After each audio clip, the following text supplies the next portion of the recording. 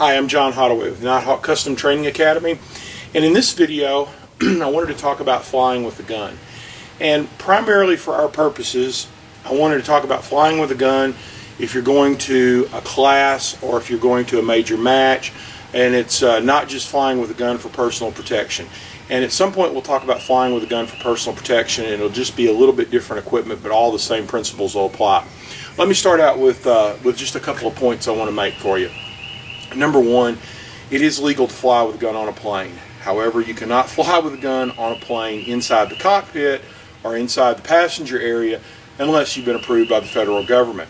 So what we're going to talk about today is how to check your gun in your baggage and fly to a match or fly to a school of some sort. Let me start off with this. I suggest that you do your homework.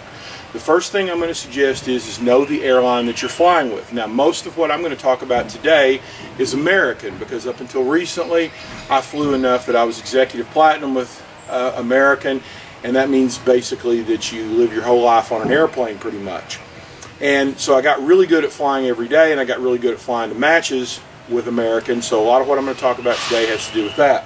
The first thing is this. I want to point out something to you. When you go up to the counter, which is the very first interaction you're going to have, you're going to say, I need to check a firearm. When you do that, and the young lady or the gentleman is there to help you, they're going to have to fish through a drawer and find a little tag like this. They're going to give you this tag, and on this tag it's going to ask you to sign it, and it's going to say that I'm following all the rules and my gun's unloaded. You're going to ask for the date, and they may or may not put the flight numbers in here. Then they're going to say, please put this in the bag with the gun. Now, most of the time, they are not going to want anything other than you telling them that it's unloaded, and you need to be real sure that it is. Occasionally, you will get someone who will ask you to show them that it's unloaded. Most of the time, they don't know what they're looking at. So what I will tell you is, I generally have the magazine separate from the gun. I don't have anything in the gun, and I'll just simply open the gun and show them that it's unloaded. No magazine in the gun. That eliminates any problem with them wanting to look at it. They generally are not supposed to touch the gun. They're supposed to let you show them. Okay, once you've checked that, they're going to do a couple of things for you. First of all, with American, they're going to put this little tag on this bag right here. Okay, this tag has a barcode on it, and it's tied to you. Okay. Second thing is, if you have first class or any elite status, they're going to put this little orange tag on it. This little orange tag says that this is one of the more important bags on the plane, and this bag should come off first and should make sure that if anything gets bumped, it's not one of these bags. They will also, if you notice, put a secondary little tag on the bag right here that has an additional barcode. Now, you're going to take this entire case over to TSA. Sometimes they will assign someone to take you over there. Sometimes they'll call TSA. Sometimes they'll have a procedure. Each airport is unique. There's not one common thread through any airports, and I've done it about every way possible. TSA then is going to inspect this bag. Now, let's talk about going through TSA. I suggest a couple of things. The first thing I will do is this.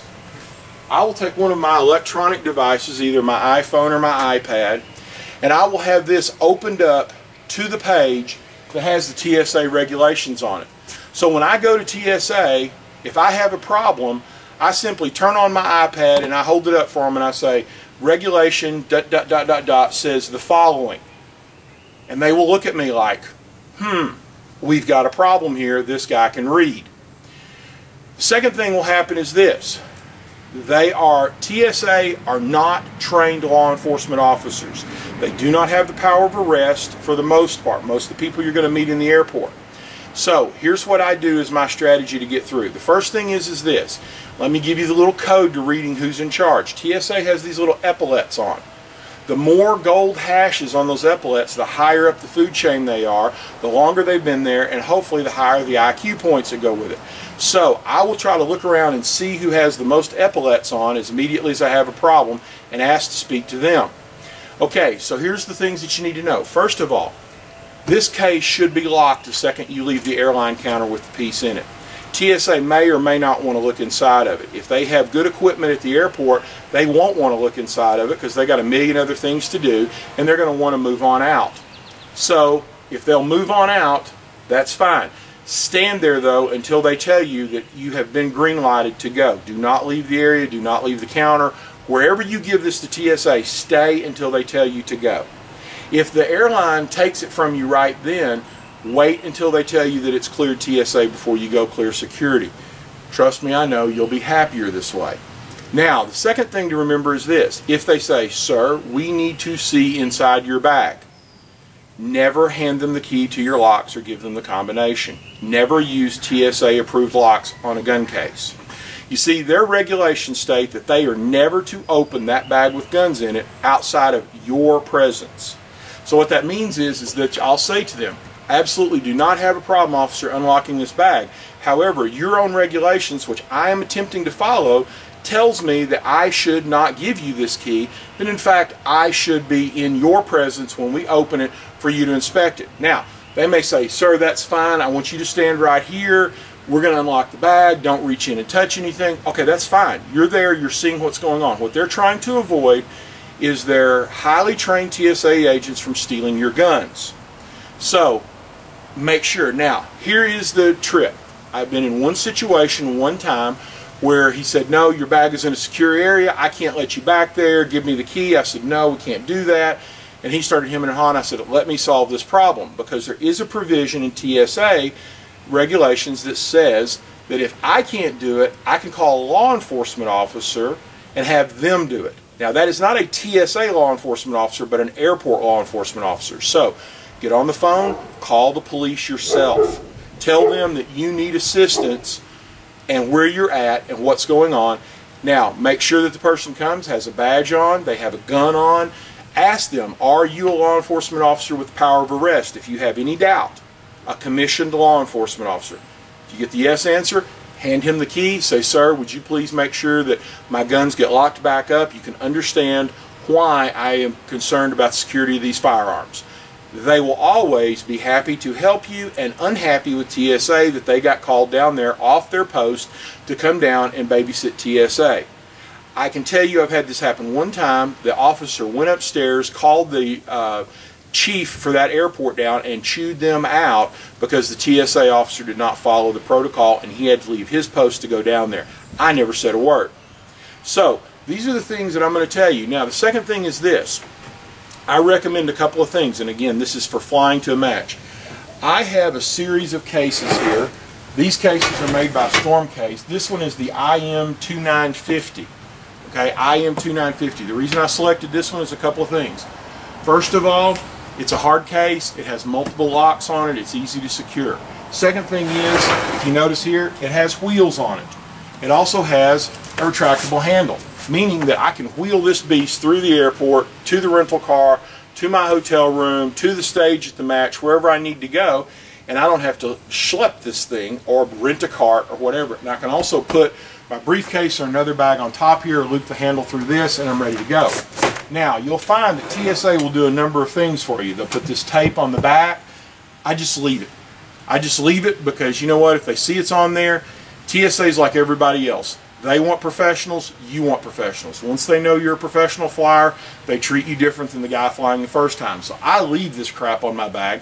The airline will take this off, but I leave it on when I go up. So if I'm looking through the lines and they're looking who they're going to help, they know who's a valuable customer. That's kind of a little signal that they see of, oh, this guy flies with us all the time, as opposed to all these people, the horde of the great unwashed, who fly once a year. So they want to take care of you. Now, I want to show you what I have in this bag, and I'm going to open this up.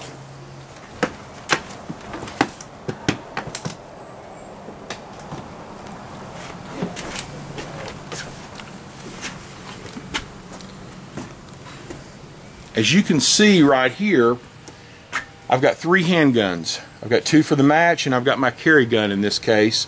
I've got magazines for all my guns right here. I've got my hearing protection. I've got my holsters here that I'll put the match holster here, my concealed carry holster here, magazine pouches which will work for both. Here, you'll notice that I have my ammunition. This is my carry ammunition, so I keep my match ammunition separate from my carry ammunition. Here's my batteries, some extra tools. This is what I put my cigarette lighter in, or my cigar lighter rather, that is a TSA approved case, so you can actually carry a torch if you put it in one of these devices and carry it. This is where I'll put my electronics. I'll put my smartphone in there if I'm at a match, or I'll put my GPS if I'm carrying it with me. And this is where my portable humidor goes.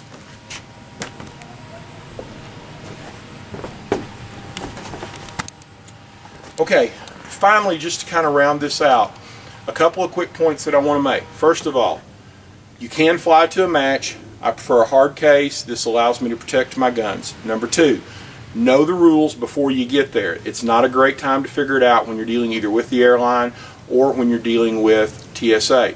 If you noticed in the case, I pointed out that I carry my ammunition.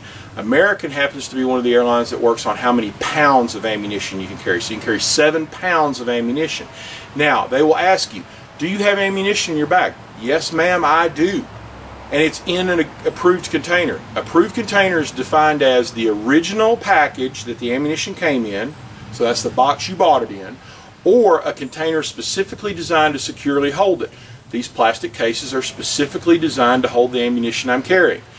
So the answer is yes. How much? I always say, and I quote, under 7 pounds, under 2 pounds, under whatever the limit is, so they know that I know. I have never had them weigh the ammunition on me once I tell them that I'm under their limit. So if they say, how much do you have? And the limit's 200 rounds, I'm under 200 rounds. They never ask any more after that. They just simply want to know, they want to check their box just the same as you want to check yours and get on the plane. Thank you very much.